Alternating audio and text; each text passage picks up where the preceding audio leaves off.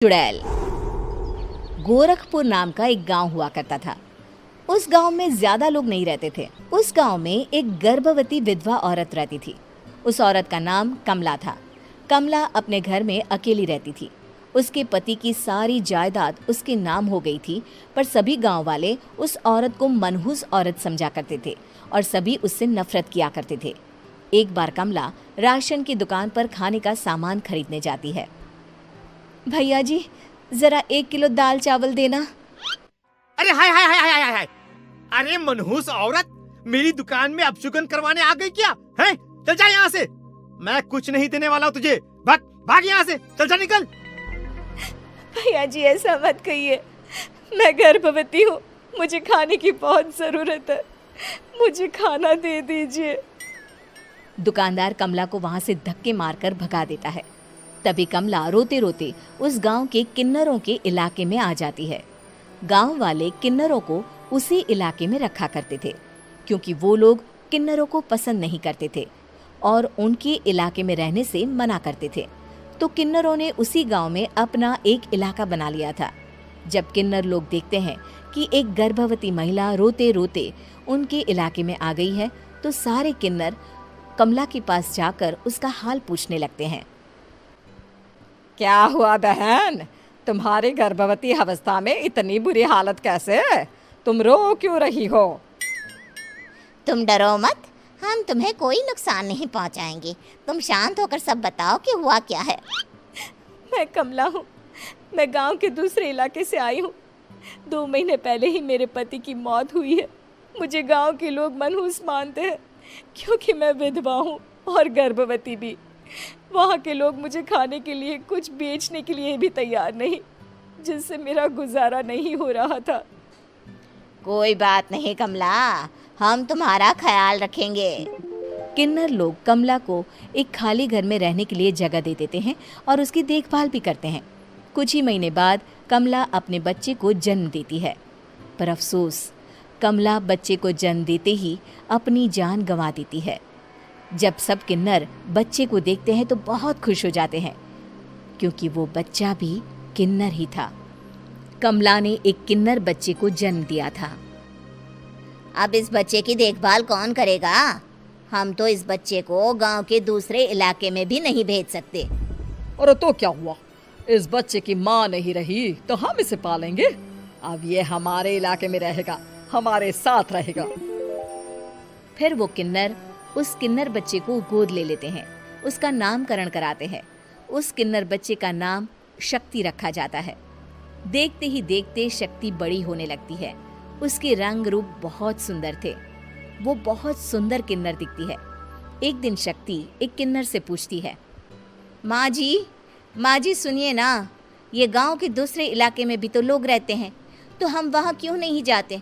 हम उनसे अलग क्यों रहते हैं? शक्ति, क्योंकि वो लोग हमारे जैसे नहीं, वो लोग हमें पसंद नहीं करते, इसीलिए हम उनसे अलग रहते हैं। क्यों? वो हमें क्यों पसंद नहीं करते? मुझे एक बार उस इलाके में जाना है। मैं एक बार वहाँ जाकर घूम कर आऊँ।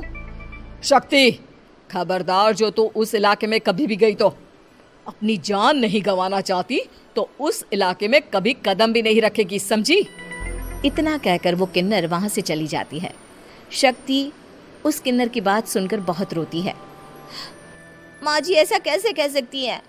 उन्होंने इतनी सी बात के लिए मुझे इतना डांटा। अब तो मैं उस इलाके में ज़रूर जाऊंगी। फिर एक दिन शक्ति गांव के दूसरे इलाके में चुपके से जाती है। ये लोग तो हमारे जैसे ही इंसान हैं, तो ये हमसे नफरत क्यों करते हैं? जब शक्ति उस इलाके में पहुंचती है तो गांव के सारे आदमी उसके रूप से मोहित हो जाते हैं। वो लोग ये अंदाज़ा नहीं लगा पाते कि वो किन्नर है। शक्ति की सुंदरता देखकर सारे गांव वाले उसकी तारीफ करने लगते हैं। तभी गांव का चक्कर लगाने गांव के जमींदार का बेटा हर्ष वहां पहुंचता है। हर्ष भी दिखने में बहुत सुंदर होता है। जब हर्ष ने शक्ति को देखा तो वो भी उससे मोहित हो गया, और जब शक्ति की नज़र हर्ष पर पड़ी तो वो हर्ष को देखकर मोहित हो गई। आपको पहले कभी इस गांव में देखा नहीं। इस गांव में आप नए हैं क्या?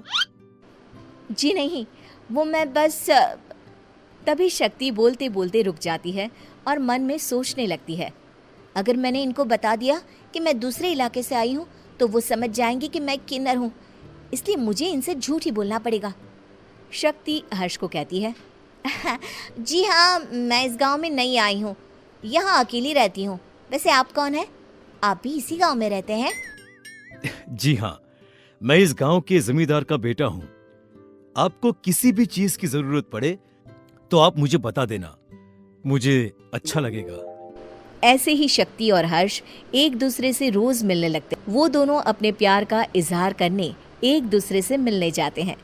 तभी शक्ति का पीछा करते करते एक किन्नर वहां आ जाती है। शक्ति, शक्ति, मैं तुमसे बहुत प्यार करता हूँ। मैं तुमसे शादी करना चाहता हूँ। क्या तुम मुझसे शादी करोगी? हाँ हर्ष, मैं तुमसे शादी करूँगी, पर मैं तुमको अपने बारे में एक सच्चाई बताना चाहती हूँ जो मैंने तुमसे छुपा कर रखी है। तभी उनके बीच में ही वो किन्नर आ जाती है। शक्ति, तेरी हिम्मत कैसे हुई ऐसा करने की? वो किन्नर शक्ति को खींचकर गांव के जमींदार के पास ले जाती है। हर्ष भी वहां शक्ति को बचाने के लिए पहुंच जाता है। जमींदार शक्ति और हर्ष के प्यार के बारे में सुनकर गुस्से में आ जाता है और शक्ति को गांव के बाहर निकालने की सजा देता है। शक्ति ये बात सहन नहीं कर पाती और कुएं में कूदकर अपनी जान दे देती है। जमींदार हर्ष की शादी गांव की एक लड़की से करवा देता है, पर हर्ष इस शादी से खुश नहीं होता। शक्ति अपना बदला लेने के लिए मरने के बाद किन्नर चुड़ैल बन जाती है। अब मैं इन गाँव वालों को नहीं छोड़ूंगी, अब इनसे मैं अपने प्यार का बदला लूंगी। किन्नर चुड़ैल गांव वालों को परेशान करना शुरू कर देती है। एक बार वो रात को गांव के खेतों में पहुंच जाती है और वहां आग लगा देती है। सारी फसल जल के राख हो जाती है। जब एक आदमी रात को उठकर देखता है कि खेत में आग लग गई है तो वो वहां पहुंच जाता है। वो देखता है कि खेतों के बीचों बीच एक किन्नर चुड़ैल खड़ी है और वहां खड़े होकर ताली बजा रही है। गांव वाला किन्नर चुड़ैल को देखकर बेहोश हो जाता है। जब सुबह उस आदमी को होश आता है तो वो सीधा जमींदार के पास जाता है। अरे जमींदार साहब, अरे वो किन्नर चुड़ैल ने मेरी सारी फसल जला दी। अब मैं क्या करूंगा? क्या होगा मेरा? जमींदार चुड़ैल किन्नर का नाम सुनते ही सब कुछ समझ जाता है।